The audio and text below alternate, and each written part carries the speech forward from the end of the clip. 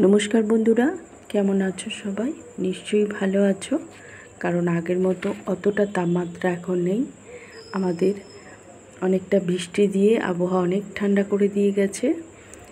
হয়তোবা গাছের জন্য আমাদের অনেকটাই উপকারী হয়েছে এই বৃষ্টিটা।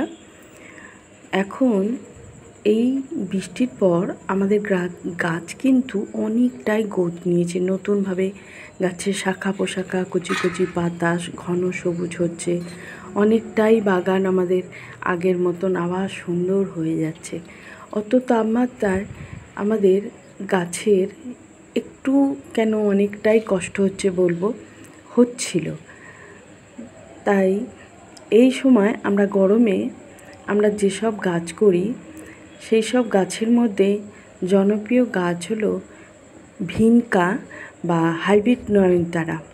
দেশি নয়নতারা আমাদের সারা বছর আমাদের বাগানে থাকে, কিন্তু হাইব্রিড নয়নতারাও আমরা সারা বছর রাখতে পারি। এবং কিভাবে রাখতে পারি, তাদের কি কি যত্নে, অনেক সময়ই অনেকেই ভিনকা, যারা নতুন বাগানি, ভিনকা হাইব্রিড নয়নতারা গাছ বাড়িতে নিয়ে এসে গাছ কিন্তু তোমাদের মারা যায়।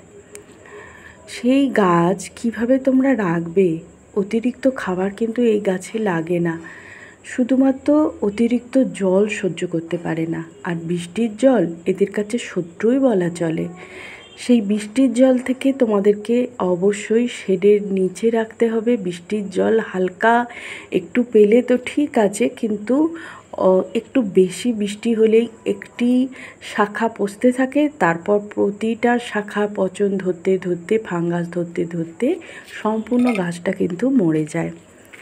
এই ভিনকা গাছের খাবার তোমরা দেবে, কিন্তু অনেকেই তো গাছে তোমরা খোল পচা দিয়ে থাকো, কিন্তু আমি বলবো এই ভিনকায় হাইব্রিড নয়নতারাতে খোল পচা না দেওয়াই ভালো। কারণ এই গাছে জল খুব কম লাগে। খুব কম জল দিয়ে তোমাকে এই গাছটি তৈরি করতে হবে। গাছটি তোমার শাখা পোশাখা কেটে দিতে হবে, ঝাঁকড়া হবে গাছটা, অনেকটা তোমাদের চন্দ্রমল্লিকার মতো পিঞ্চিং করতে হয়। আর এই গরমে তোমাদের প্রথম দিকে তুমি অল্প যখন জল গাছের গোড়ায় দিতেই হবে, তোমরা কলার খোসা ভেজানো জল বা পেঁয়াজের খোসা ভেজানো জলও তোমরা দিতে পারো।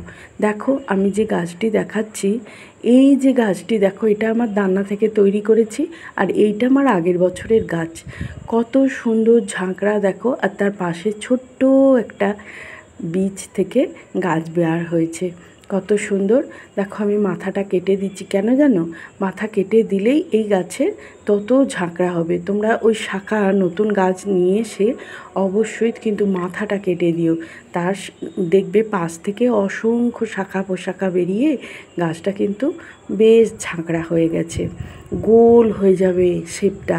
আর এত ফুল ফোটে, বিশেষ কোনো খাবার লাগে না। তবে যারা রাসায়নিক খাবার দাও, তারা আমি বলবো যে আইসক্রিম চামচের হাফ চামচ যদি দাও সুফলা, যেটা 10-26-26, কিংবা মাসে একবার লাল পটাশটা দিতে পারো মাটির সাথে মিশিয়ে। এই তো গেল খাবারের কথা, কিন্তু খাবার না দিলেও এই গাছ কিন্তু সুন্দরভাবে হয়। দেখো আরও 3টি আমি গাছ নিয়ে এসেছি ছোট ছোট। আর এই যে ফাঙ্গিসাইড আমি দেখাচ্ছি, তোমরা কিন্তু এই গাছ আনার পর ফাঙ্গিসাইড কিন্তু মাস্ট তোমাদের কাছে, হাতের কাছে তোমাদের রাখতেই হবে। দেখলে কটা টিপস দিলাম বলো? এই ফাঙ্গিসাইড তোমাদের অবশ্যই তোমরা মাটিতে মিশিয়ে গাছ বসাবে, আর তোমরা ফাঙ্গিসাইড একটু ঘন করে গাছে স্প্রে করে দেবে, যাতে না কোনো শাখায় পচন ধরে। এই পচন ধরে ডালে, আর একটা ডালে ধরতে ধরতে পুরো গাছটা যে তোমার এক রাতের মধ্যে তোমার মাথা গুঁজরে পড়ে যাবে। দেখো আমি দিলাম 2 চামচ মতো নিম খোল, আর হাফ চামচ দিয়েছি ফাঙ্গিসাইড মাটির মধ্যে দিলাম। আর এটা জৈব একটা অনুখাদ্য, যেটা মাইক্রো নিউট্রিয়েন্টস আমি বলে থাকি, সেটা আমি মাটির মধ্যে 1 চামচ থেকে 1.5 চামচ জৈব এটা আমি দিয়ে দিলাম। তোমরা যে কোনো জিয়ার দানা, যেটা তোমরা বাজার থেকে কিনতে পারো, দোকান থেকে, দেখো আমি প্যাকেটগুলো কেটে ফেলে দিলাম আর দিয়ে গাছগুলো ওই টবের মধ্যে বসিয়ে দিলাম। মাটিটা কিন্তু আমি ওই রকমইভাবেই করেছি। অবশ্যই এই মাটির মধ্যে কখনো যেন কোকোপিট মিশিয়ে ফেলো না, কারণ কোকোপিট তো জলটা কী করে, ময়েস্ট রাখে মাটিকে। তাই এই গাছের জন্য কিন্তু বালি মেশাতে পারো। বালি কখনো মেশালে কখনো মাটিটা জল ধরে রাখে না, কিন্তু কোকোপিট কিন্তু ধরে রাখে। আর অবশ্যই মাথাগুলো কেটে দাও, দেখো অসংখ্য শাখা পোশাখা বার হবে।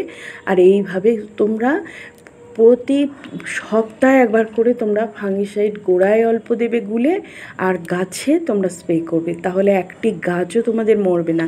আর জল কম দেবে, অবশ্যই গাছে জল কম দেবে। আর বৃষ্টি হলে গাছকে তোমরা অবশ্যই শেডের নিচে নিয়ে যাবে।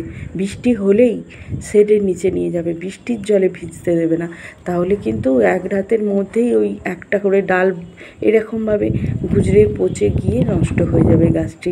দেখো আমি এই গাছটিও সুন্দর গাছ, এই গাছটিরও মাথা কেটে দিয়েছি, পাশ থেকে ছোট্ট শাখা বার হয়ে গেছে। আমি তো বেশ কয়েকদিন গাছগুলো বাড়ির মধ্যে এনে রেখে দিয়েছিলাম, অল্প করে জল দিচ্ছি। এই গাছে যেহেতু জল কম লাগে, একবারে যে অনেকটা জল ঢেলে দেবো এই গাছে না। এই কটা টিপস যদি মেনে চলতে পারো, তোমাদের গাছ 2 বছর 3 বছর বেঁচে থাকবে। আর এই গাছ থেকে তোমরা ডাল কেটে কাটিং থেকে সুন্দর গাছ তৈরি করতে পারো। দানাও হয়, বীজও হয়। বীজ থেকে আমি বললাম তোমাদের একটা গাছ আমি বীজ থেকে করেছি, সেই গাছটি ওই গ্রো ব্যাগের মধ্যে বসানো আছে, সবুজ গ্রো ব্যাগটার মধ্যে। ওই গাছটি আমার আগের বছরের, একটু নষ্ট হয়নি, সুন্দর আছে গাছটি। আর অবহেলাতেও আছে বলতে পারো, কারণ তেমন কোনো যত্ন লাগে না, এই টিপসগুলো শুধু মানতে লাগে যে গাছে গোড়ায় গুচ্ছের খাবার দিতে হয় তা না। তাহলে তোমাদের অসংখ্য অসংখ্য ধন্যবাদ। তোমরা মন খুলে প্রাণ খুলে ভিনকা বাড়িতে কিনে নিয়ে আসো। তাহলে আমার সাথে যারা ছিলে তাদেরকে ধন্যবাদ, অনেক অনেক ধন্যবাদ। তোমরা অনেক গাছ বসাও বাড়িতে, ভালো থাকো, সুস্থ থাকো, আর অনেক অনেক গাছ বসাও। অবশ্যই ভিনকা তোমরা নিয়ে আসো, বেশি দাম না, 15 থেকে 30 টাকা